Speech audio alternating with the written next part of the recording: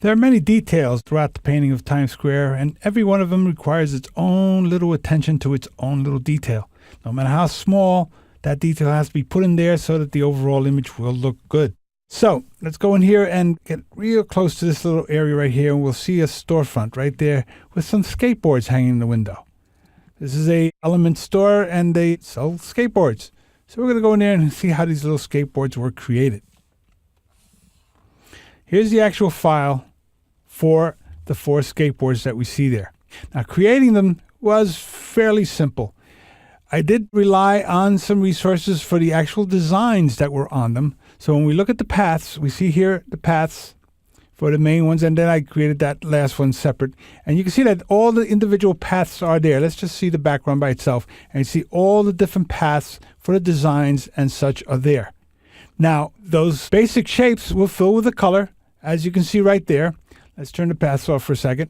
And there's a little indentation right in there. So in those skateboards, there's that little indentation and wood tones. Now, let's just unclip the wood tones layer right here and let's set this to a different mode. Let's set it to normal mode. Now, how I created these wood textures, which are very similar to the actual skateboards, is covered in the tutorial on creating wood. This is the one where I use the fibers filter to create the wood texture. And there you can see I've just selected certain blocks like this. And I went into my adjustments of hue saturation and I said colorize.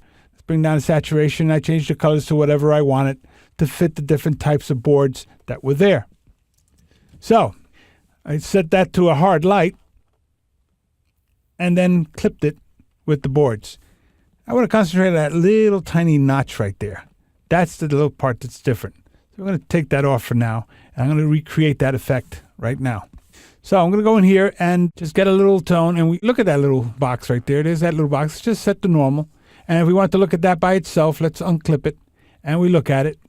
And we see that what it is just a tone right there of lights and darks. So what we're going to do is create that effect. So let's just make that disappear, and there's the wood. It's still on top there, and we'll go ahead and clip these. So that wood texture is in there. Now the texture is in a mode, hard light. So anything underneath it will be just affected by the values of that in a hard light mode. So in a layer on top, right here, you can see that I have my paths, and the paths have that little indentation.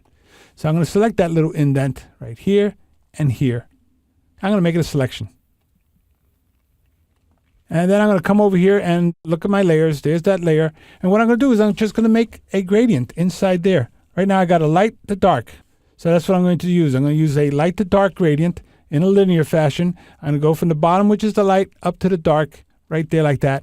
And there you can see that I've got this little indentation inside that thing. It's trapped inside the shape of my skateboard.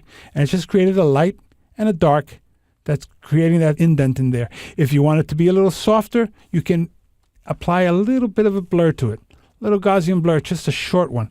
Let's say we do a 2, just to soften that edge just a little bit, creating that little slight indent into the wood. Now that little slight technique there can be used in so many different instances to create that sense of a notch in a piece of wood or a little dent in a piece of metal, whatever. But all you're doing is creating this little indent into the shape, creating the illusion by adding some darks and some lights to give it a sense of depth.